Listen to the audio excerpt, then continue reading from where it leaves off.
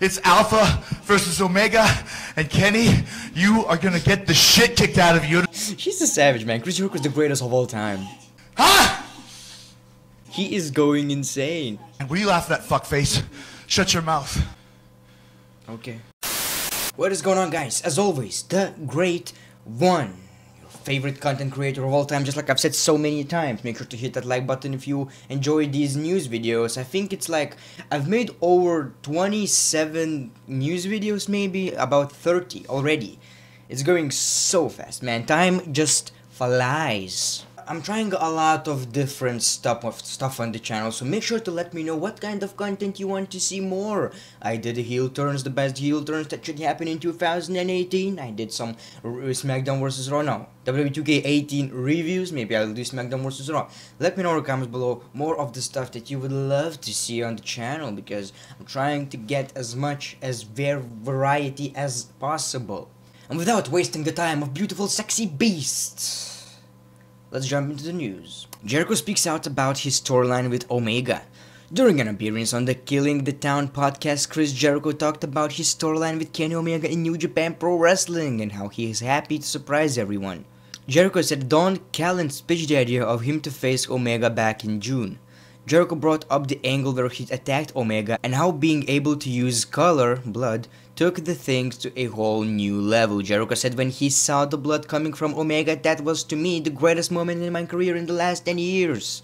You know why he said 10 years? Because he remembered that there's this Shawn Michaels storyline that was just unbelievable. And I gotta agree, that promo segment, whatever you wanna call it, one of the greatest things in wrestling I've ever seen. Chris Jericho is this... He's getting old, but it seems like he's this old bastard who is just so, you know, full of himself. He's at the end of his career. Like, this character is just a whole new different Chris Jericho. We've seen like 10, 11, 12 faces of Chris Jericho, and this one is also very good. I gotta say, when it comes to a character, to a entertainer, Chris Jericho might be the greatest of all time. You just never know. Not in ring. In ring he's great, but you know, not the greatest of all time. When it comes to a character development, he is just untouchable. So make sure to watch that segment, that promo, whatever you want to call it. Make sure to watch the match in 2018, because that blew New Japan Pro Wrestling's ratings in the United States, and I would be really happy with that. We've talked about how Vince McMahon feels about it. He pretty much said that he's excited. You know, Chris Jericho told him, and he's like excited about it. He's happy that other companies are succeeding, even though his main goal is to destroy all of them. How Triple H feels about it? How does Triple H feels about it? You know that Triple H and Jericho had beef back in the day. It seems like they're alright right now, because he was on the podcast, they talked, and you know, all of that sorts of crap. So how does Triple H react to Chris Jericho going to New Japan Pro Wrestling? This is my set falling off. My $1 million set. How Triple H feels about Jericho doing match with Omega? I think it's great, good for Chris, Levesque said. Good for Kenny, good for New Japan, we were aware. That was the conversation that was had. It's great, it's good for him, Levesque said. Chris is one of the greatest talents in the history of the business, so I think it's great. Product is good product, I'm happy for them, we're happy for Chris and happy for everyone. I guess Triple H is one happy son of a bitch, right? I like that they're not salty about it, or at least they don't claim to be salty, because it would be really weird. Chris Jericho is that type of dude that can do whatever he wants. He's too big, you know. And if it'd be like Titus O'Neil going to that, he would get his ass fired, suspended, deleted from WWE. Delete, you know. That is what would happen. But because it's Chris Jericho, who cares? WWE star missing next week's Raw. Roman Reigns is currently not being advertised for next week's Raw on both WWE's website and the Dunkin' Donuts Center website. Here's the advertisement for the arena. See Universal Champion The Beast Brock Lesnar live in Providence. Double main events: Seth Rollins and Dean Ambrose vs Cesaro and Sheamus. Braun Strowman vs Kane. Can I not watch that Monday Night Raw already? What are you doing? Every Monday Night Raw feels fucking same. It's the same show. I imagine being a wrestler and doing the same stuff all over again with the same opponents, like Ambrose and Rollins versus The Bar. We've seen that like fucking 10 times already. Kane versus Strowman, who gives a damn? We've seen that already, and I know the main event of it, and you're going to see rumors about it, and I just told you that in the Raw review. It's so obvious and so uninteresting and so predictable and so bad and something that nobody wants to see. God damn it. JR and Lawler doing commentary for Raw 25. The King talks about upcoming 25th anniversary of Raw, which will take place in Brooklyn and New York City next month. Lawler reveals he will be partnered with Jim Ross to possibly do some commentary during the episode. It's almost 99.9 certain that JR and I will be reunited for 25th anniversary Raw show until January 22nd to do commentary. Probably the show will be broadcast from two different locations, the Barclays Center and the Manhattan Center. That would make the sense to me. Here's what I don't understand. So Monday Night Raw is going to take place in two places? I don't kinda get it. Also, if you don't know what the 25th means, it's just 25 years of WWE anniversary. Makes God sense. I don't understand how it will work.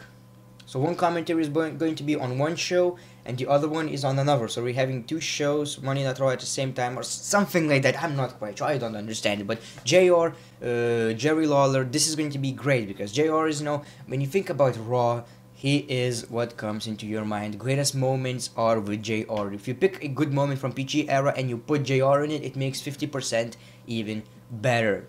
That moment. Because JR is a great commentator. Slobber knocker.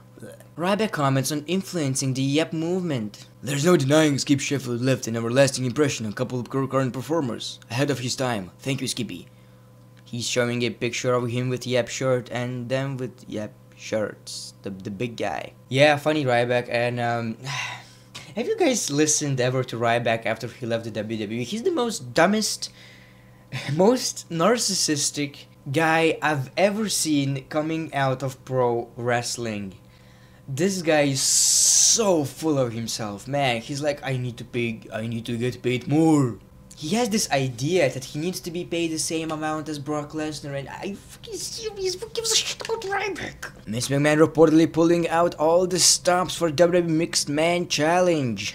Vince McMahon is pulling out all the stops for the WWE Mixed Match Challenge in order to impress top Facebook brass. Vince sees this as a chance to open new doors before WWE's 2019 TV contract negotiations with NBC Universal. If you have no idea what I'm talking about, WWE is doing a Facebook-only exclusive mixed tag team match, basically man and women versus man and women. You can probably see Lana and Rusev, Enzo and Naya in a tag team matches, and who gives a shit about that? Mixed tag team matches are the worst matches of all time. I don't see any entertainment in it. I don't get it.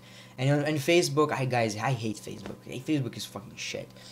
And who cares? Who gives a single crap? I'm pretty sure I'm not going to be watching that. Why would I care? Okay, it might be a good business decision because Facebook has a lot of traffic, a lot of people, man. On Facebook, it's much easier to get views than on YouTube. But, is there entertainment in it? Like, really big entertainment? No, you're going to see Raw superstars and SmackDown superstars facing off, and that's the big thing. Moving on. Backstage news on WWE Raw's planned Royal Rumble main event. On a recent episode of Wrestling Observer Radio, Dave Meltzer noted that following Kane and Braun Strowman's double countout in the main event of Raw, the planned Raw main event for the Royal Rumble is WWE Universal Champion Brock Lesnar defending against both Kane and Strowman in a triple threat match. What can be worse?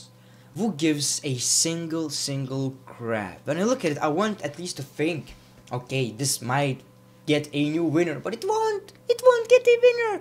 It's going to be Brock Lesnar just defeating them, and that's all. Who gives a shit about Kane being in the main event of pay-per-view? Not in the main event, probably, but and who gives a shit about Strowman versus Lesnar after that very terrible match?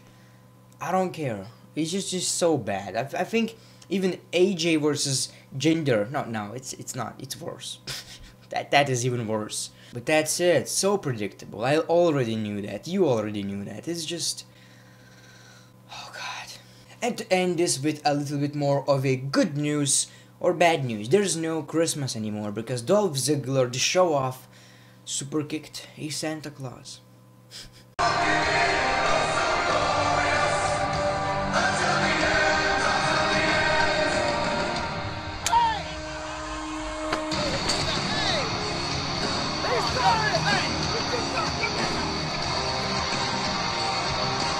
Dolph Ziggler's gimmick is I don't care anymore. This is the whole gimmick. He comes out into the ring like he just woke up, he didn't take any shower, he's just walking out like that, and he doesn't give a shit. And can you blame the guy? You cannot blame the guy at all. It's kinda sad that after WWE he might not be wrestling anymore because he has other plans with television and all that sorts of crap. So it's kinda sad that we're probably not going to see Dolph Ziggler in New Japan Pro Wrestling. Although I gotta say, I would really love to see that happening and him to reinvent his career, coming back to the WWE, winning some titles and all that sorts of crap.